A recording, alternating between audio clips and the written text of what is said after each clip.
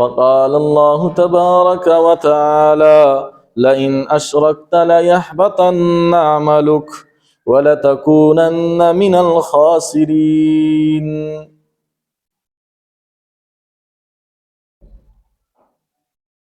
معزز حاضرین جمعہ،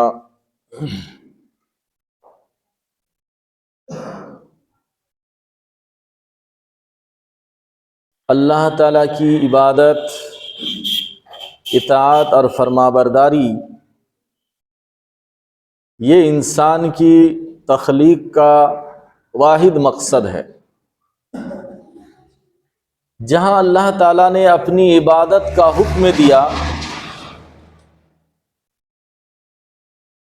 اور اس پر بڑے فضائل بیان فرمائے، اور اللہ کے نبی صلی اللہ علیہ وسلم نے احادیث مبارکہ کے اندر ایسے لوگوں کے لیے بڑی بڑی خوشخبریاں سنائیں، وہیں انسان کو شرک سے روکا گیا، منع کیا گیا، ڈرایا اور دھمکایا گیا ہے کہ جہاں اللہ تعالیٰ نے اپنی عبادت کا حکم دیا، وہیں ساتھ ہی ساتھ یہ بھی فرمایا کہ خبردار اللہ کے ساتھ شریک نہ کرنا، شرک نہ کرنا۔ خود اللہ رب العالمین نے اپنے پیارے نبی جناب محمد رسول اللہ صلی اللہ علیہ وسلم کو خطاب کرتے ہوئے فرمایا لئن اشرکت لیحبطن عملک، کہ اے محمد بالفرض اگر آپ نے بھی شرک کیا،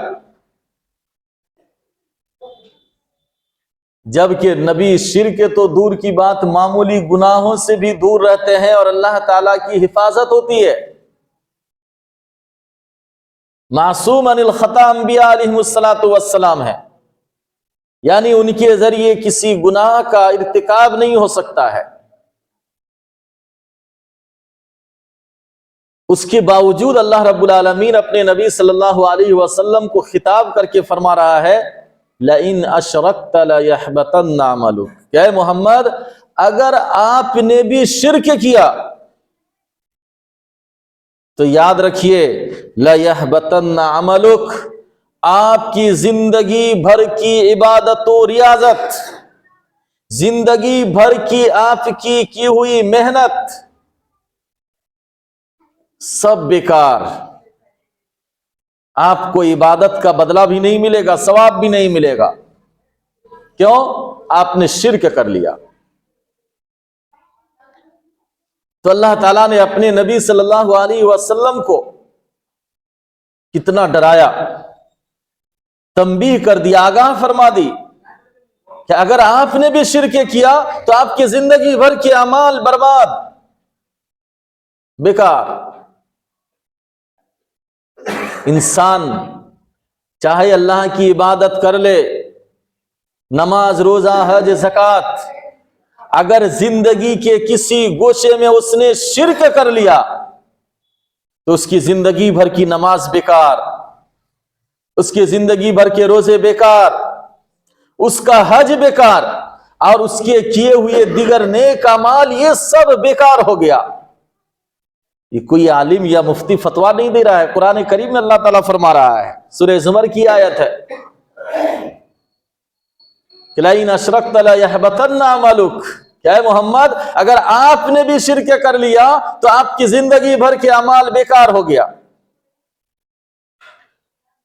یہ تو دنیاوی سزا کہ زندگی بھر کیے کرائے ساری محنت بیکار ہو گئی، رائے گا اللہ کے یہاں اس کا کوئی اجر ملنے والا نہیں ہے۔ آگے فرمایا وَلَا تَكُونَنَّ مِنَ الْخَاسِرِينَ، اور تو نقصان اٹھانے والوں میں سے ہو جائے گا۔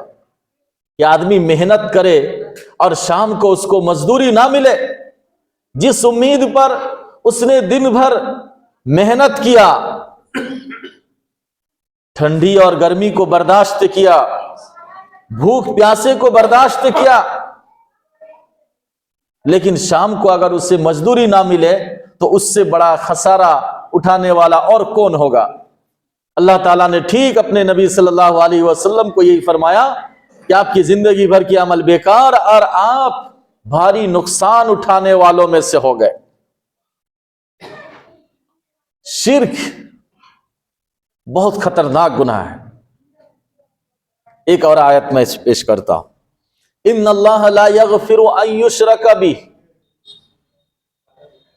اللہ تعالیٰ فرماتا ہے کہ بے شک اللہ تعالیٰ شرک کو معاف نہیں فرماتا ہے، وَيَغْفِرُ مَا دُونَ ذَلِكَ، شرک کے علاوہ جتنے گناہ ہیں اللہ اسے معاف فرمائے گا، لِمَن یشاء، جس کو چاہے گا۔ بس اگر اس نے زندگی میں شرک نہیں کیا ہے، چاہے بڑا سے بڑا گناہ کر لیا ہے، تو کل قیامت کے دن اگر اللہ تعالیٰ چاہے تو اسے معاف کر دے، چاہے تو سزا دے، لیکن اگر شرک کیا ہے تو اس کی کوئی سنوائی نہیں۔ وَمَن يُشْرِكْ بِاللَّهِ، جس نے اللہ کے ساتھ شرک کیا، فَقَدِ افْتَرَىٰ اِثْمًا عَظِیمًا، اس نے بڑا گناہ کما لیا۔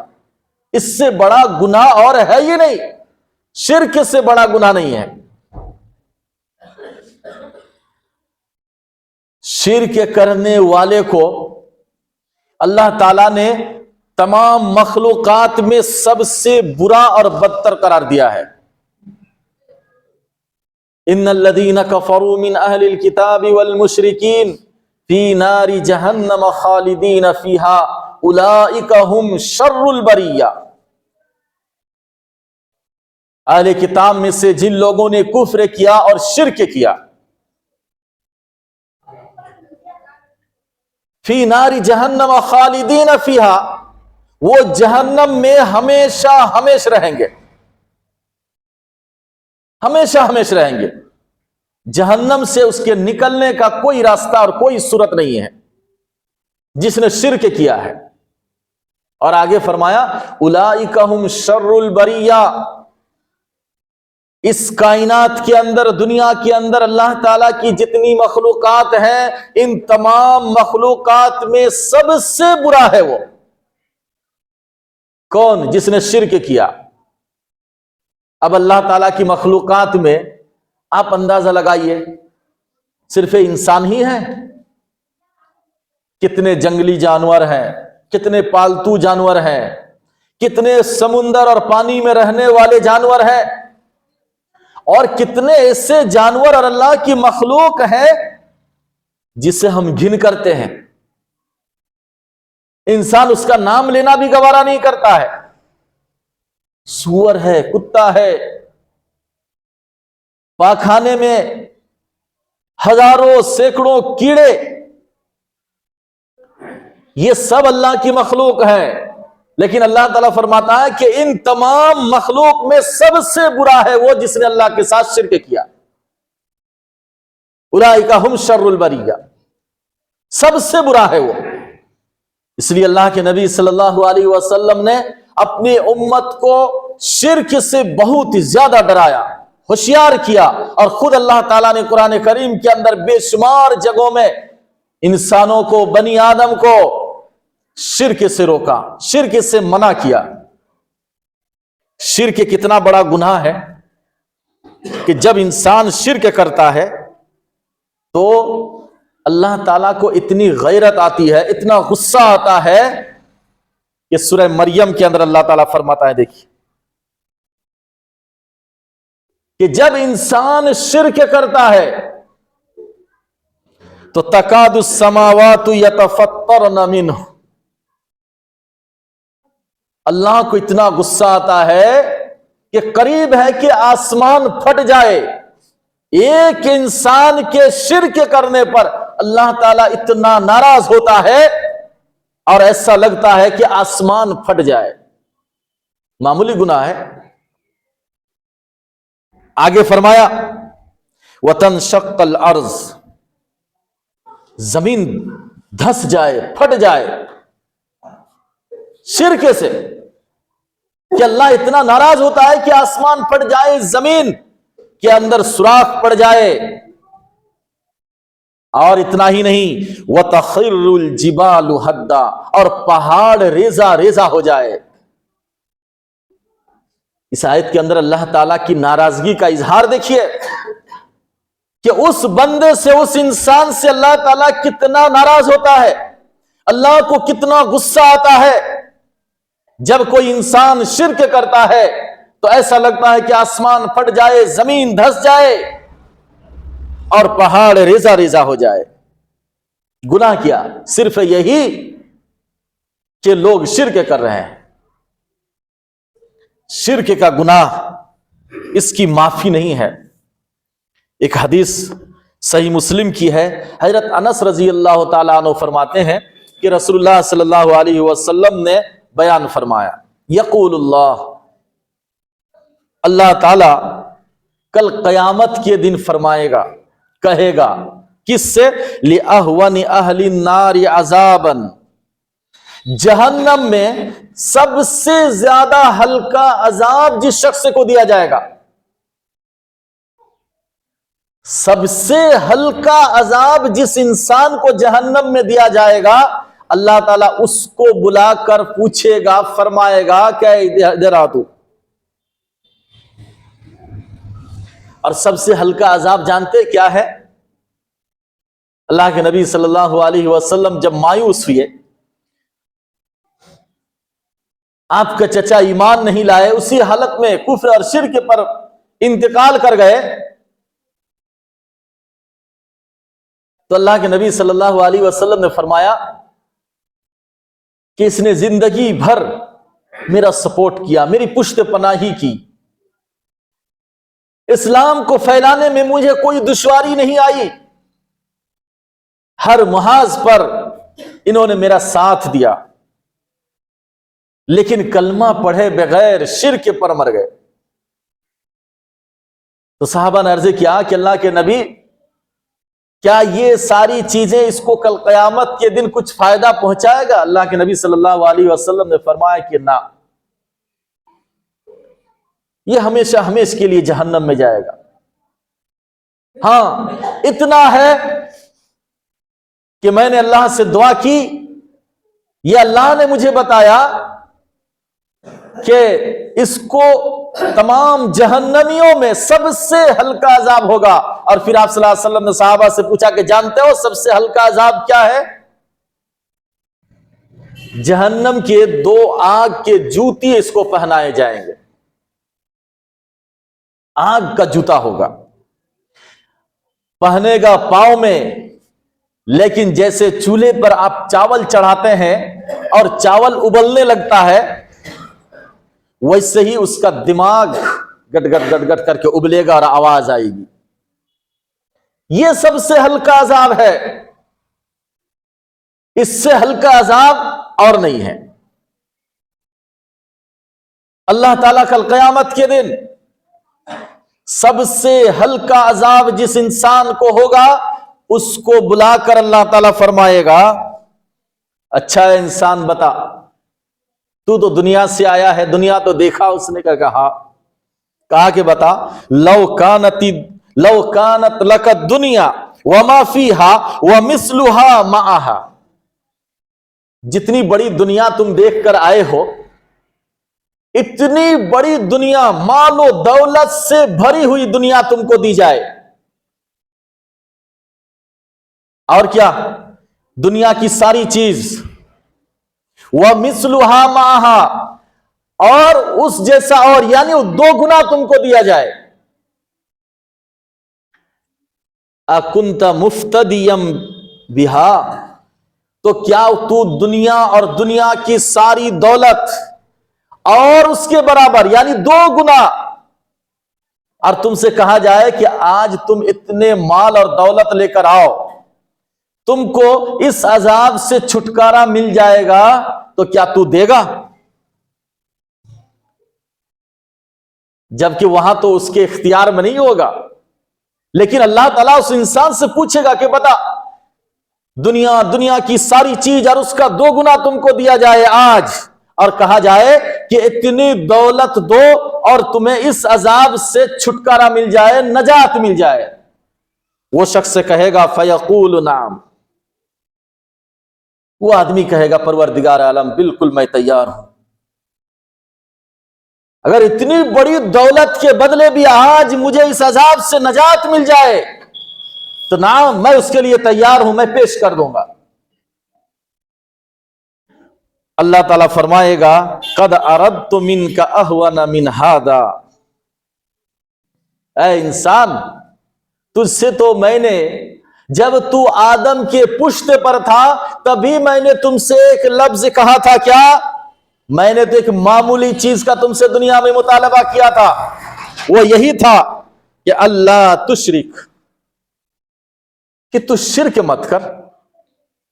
وہ کون سی بڑی چیز کا میں نے تم سے مطالبہ کیا تھا؟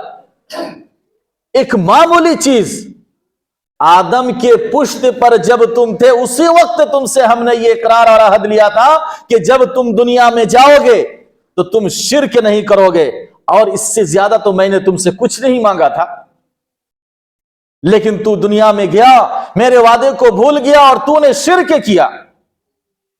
آج تو اتنی بڑی دولت دینے کے لیے تیار ہے اور دنیا میں ایک معمولی چیز کو تو نے ٹھکرا دیا۔ اگر تو دنیا میں شرک نہ کیا ہوتا تو میں تمہیں جہنم میں ہرگز داخل نہیں کرتا، لیکن اب تو یہاں سے نکلنے کی کوئی صورت نہیں ہے، تم نے شرک کیا ہے، اب ہمیشہ ہمیشہ یہیں رہو۔ ایک لمبی حدیث ہے صحیح بخاری کی، اللہ کے نبی صلی اللہ علیہ وسلم کے ارد گرد صحابہ کرام بیٹھے ہوئے ہیں۔ صحابہ نے سوال کیا کہ یا رسول اللہ، کیا کل قیامت کے دن ہم اپنے رب کو دیکھیں گے؟ اللہ کے نبی صلی اللہ علیہ وسلم نے فرمایا کہ ہاں دیکھو گے۔ صحابہ کرام کے دل میں خیال آیا کہ وہاں اتنی بھیڑ بھاڑ ہوگی، کروڑوں اربوں انسان ہوں گے، رب کو کیسے دیکھیں گے؟ یہاں کوئی معمولی بڑا آدمی آ جاتا ہے، اس کے چاروں طرف اتنی بھیڑ لگتی ہے کہ دور کے آدمی دیکھ نہیں پاتے ہیں۔ اللہ کے نبی صلی اللہ علیہ وسلم نے فرمایا کہ نہ، وہاں کا معاملہ الگ ہے۔ بتاؤ 14ویں رات کے چاند کو دیکھنے میں کیا تمہیں کوئی ڈسٹرب ہوتا ہے، کوئی خلل ہوتا ہے؟ ہر آدمی، لاکھوں کروڑوں آدمی اس کو دیکھ لیتا ہے۔ صحابہ کرام نے عرض کیا نہیں اللہ کے نبی، ہم تو بالکل دیکھ لیتے ہیں۔ اچھا بتاؤ، جب بادل نہ ہو تو سورج کو دیکھنے میں کسی انسان کو کوئی تکلیف ہوتی ہے؟ ہر انسان اس کو دیکھ سکتا ہے، سورج یہاں ہے، ادھر ہے۔ فرمایا صحابہ کرام نے کہ ہاں اللہ کے نبی۔ اللہ کے نبی صلی اللہ علیہ وسلم نے فرمایا کہ ایسے ہی تم دیکھو گے۔ اللہ کے نبی صلی اللہ علیہ وسلم فرماتے ہیں کہ اللہ تعالیٰ کل قیامت کے دن سارے انسانوں کو جمع فرما کر کیا فرمائے گا کہ اے لوگوں سنو، دنیا میں جو جس کی عبادت کرتا تھا وہ اس کے پیچھے لگ جائے، اس کے پاس چلا جائے۔ جو سورج کی پوجا کرتا تھا دنیا میں وہ سورج کے پیچھے لگ جائے گا، جو چاند کی پوجا کرتا تھا وہ چاند کے پیچھے لگ جائے گا، جو بت اور مورتیوں کی پوجا کیا کرتا تھا وہ اس کے پیچھے لگ جائے گا، جو قبروں کی پوجا کرتا تھا وہ قبروں کے پیچھے لگ جائے گا۔ کچھ مومن جو اللہ کی عبادت کرتا تھا وہ باقی وہیں کھڑے رہ جائیں گے، سب چلے جائیں گے۔ یہ تو اللہ تعالیٰ کو بھگانا مقصود نہیں ہے، صرف ایک چھانٹنا ہے کہ کتنے لوگ ادھر جا رہے ہیں، کتنے لوگ سورج کے پیچھے، کتنے لوگ چاند کے پیچھے، کتنے بت اور مورتیوں کے پیچھے، اور کتنے میرے خاص بندے باقی رہ جاتے ہیں جس نے دنیا میں صرف میری عبادت کی ہے، شرک نہیں کیا ہے۔ یہ لوگ باقی رہ جائیں گے۔ اللہ تعالیٰ اس کے سامنے آئے گا اور فرمائے گا کہ تم لوگ کیوں کھڑے ہو؟ سب تو چلے گئے، کوئی سورج کے پیچھے، کوئی چاند کے پیچھے، کوئی مورتیوں کے پیچھے، تم لوگ؟ کہا کہ ہم لوگ یہیں رہیں گے جب تک ہم اپنے رب کو دیکھ نہیں لیں گے، جب تک ہمارا رب نہ آ جائے ہم اسی کے ساتھ جائیں گے۔ ابھی تک اللہ تعالیٰ اس کو پہچان نہیں دے گا اپنا، اور ایک اجنبی شکل میں اللہ تعالیٰ اس کے سامنے ظاہر ہوگا، مومن پہچان نہیں پائیں گے۔ پھر اللہ تعالیٰ اپنی شکل میں، اس شکل میں آئے گا جس شکل کو مومن لوگ پہچانتے ہوں گے، اور اللہ تعالیٰ فرمائے گا کہ میں تمہارا رب ہوں۔ سب کہیں گے ہاں یہ ہمارا رب ہے۔ आओ मेरे साथ। अब जो लोग सूरज के साथ गया था वो कहां चले गए? जहन्नम सूरज लेकर चले गए। जो चांद के साथ गया था चांद उन लोगों को जहन्नम लेकर चले गए। जो लोग मूर्तियों के साथ गए थे, मूर्तियां बुत, उन्हें जहन्नम में लाकर गिराया। अब जो अल्लाह के साथ होंगे अल्लाह ताला इसको किधर लेके जाएगा? जहन्नम में ना। वहीं अल्लाह ताला खिताब फरमाएगा और कहेगा कि दुनिया में तो मैंने तुम्हें एक हल्की चीज पेश की थी, वो था तौहीद, कि शिर्क ना करो, लेकिन तुमने माना नहीं, शिर्क करके ही रहा। अल्लाह ताला जहन्नम से हर उस शख्स को निकालने का हुक्म देगा जिसके दिल में राई के दाने के बराबर ईमान होगा, जर्रा बराबर ईमान होगा, सबको निकाला जाएगा। ये अल्लाह ताला का फजल होगा, उसकी मेहरबानी होगी। लेकिन जो मुशरिक था, जिसने दुनिया में शिर्क किया है, उसको जहन्नम से निकाला नहीं जाएगा। और अल्लाह ताला ने कुरान करीम में इसका साफ ऐलान फरमा दिया, इन्नल्लाह ला यगफिरु अन युश्रक बिही। अल्लाह ताला के साथ शिर्क कोई इंसान करे, अल्लाह ताला उसे माफ नहीं फरमाएगा, हमेशा हमेशा वो जहन्नम में रहेगा। इसलिए शिर्क से इतना डराया गया, धमकाया गया। आज हमारे समाज और मुआशरे में मुख्तलिफ तरह के शिरकिया अमाल और अकायद पाए जाते हैं, उसकी भी निशानदेही जरूरी है। इंशाअल्लाह वह आइंदा बयान किए जाएंगे कि हम कलमा पढ़ते हैं, नमाज पढ़ते हैं, रोजा रखते हैं, हमारे घरों में कुरान है, उसके बावजूद हम बहुत सारे ऐसे शिरकिया अमाल कर बैठते हैं, जाने अनजाने, या बहुत सारे ऐसे हमारे अकायद हैं जो शिरकिया है। लिहाजा इन चीजों से भी उम्मत को आगाह करने की बहुत जरूरत है और अल्लाह के नबी सल्लल्लाहु अलैहि वसल्लम ने आगाह फरमाया है। अल्लाह ताला हम सबों को पक्का सच्चा मोमिन और मुसलमान बनाए, मुआहिद बनाए, तौहीद परस्त बनाए और शिर्क से हमें अल्लाह ताला कोसों दूर रखे। आमीन या रब्बल आलमीन।